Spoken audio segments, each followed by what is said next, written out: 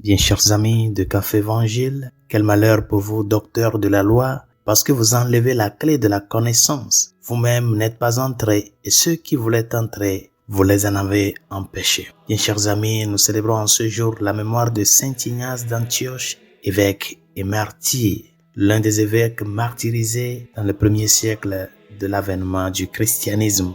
Saint Ignace était successeur de Saint Pierre sur le trône épiscopal d'Antioche et il souffrit farouchement le martyre pour défendre le christianisme, pour défendre le Christ, vrai Dieu et vrai homme, devant ceux qui disaient et qui confessaient que le Christ était seulement une apparence. Et c'est ce que nous appelons dans l'histoire de l'Église l'hérésie du docétisme, c'est-à-dire les docètes considèrent que l'humanité du Christ n'est juste qu'une apparence. Il n'est pas vrai homme. Et ces paroles que nous venons d'écouter, extraits de l'évangile de ce jour, constituent pour Saint Ignace d'Antioche l'un des fondements de la défense du Christ. Le Seigneur dit aux pharisiens, docteurs de la loi, qu'ils ont enlevé la clé de la connaissance, ils n'entrent pas eux-mêmes et ils ne laissent pas à ceux qui veulent entrer pouvoir y avoir accès. Et dans les écrits de Saint Ignace d'Antioche, chers amis, il disait que le Christ est le centre de toute la Sainte Écriture, la porte qui nous introduit dans les archives, c'est-à-dire il appelle l'Ancien Testament les archives.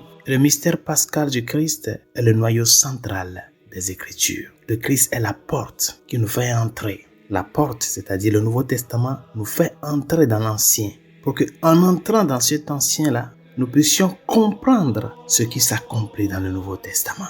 Il est la porte, par conséquent la clé. Chers amis, beaucoup sont ces chrétiens de nos jours, beaucoup sommes-nous, qui, ayant rencontré le Christ, notre manière de vivre, notre quotidien se transforme en un obstacle pour d'autres qui veulent entrer en cette connaissance du Seigneur. Ce que nous vivons de par notre vie quotidienne n'encourage pas. Nous avons fermé la porte à d'autres qui veulent connaître le Christ, qui veulent aussi parvenir à entrer dans cet amour vrai, juste de Dieu, à y entrer dedans et à faire chemin avec lui. C'est pour cela, chers amis, Saint Ignace d'Antioche nous rappelle aujourd'hui que le Christ est la porte. Laissons ouverte cette porte afin que d'autres puissent y entrer. Quel exemple tu donnes avec ta vie, dans ta famille, comme chrétien et chrétienne? Quel type d'enseignement, quel type d'éducation tu donnes à tes enfants afin que, quand ils sont dans leur cercle d'amis, à l'école, partout où ils sont, qu'ils puissent défendre les valeurs chrétiennes, humaines et anthropologiques. C'est notre devoir. C'est Saint Jean-Paul II qui nous disait « Ouvrez grandement les portes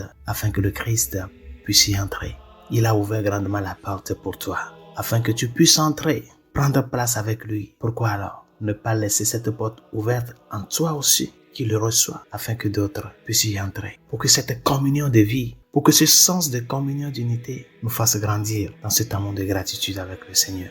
Nous avons un devoir, chers amis, et notre devoir, c'est de ne pas oublier que le Christ qui est la porte, qui donne accès au troupeau, nous qui avons eu la chance et la grâce de pouvoir y entrer par cette porte, nous aussi, immédiatement, nous nous sommes transformés en des portes. Toutes les fois que nous faisons un effort pour que ce que nous recevons de lui, l'aliment de vie de par sa parole et les sacrements, le sens de moralité qui nous amène à haïr le mal et à aimer le bien, que cette attitude de vie nous ouvre à petits coups et nous amène à être ces canaux-là qui, au jour le jour, font drainer tant d'âmes pour le Christ. C'est ton devoir, c'est mon devoir, c'est notre devoir. Que Saint Ignace d'Antioche intercède pour nous. Bonne journée, Dieu vous bénisse.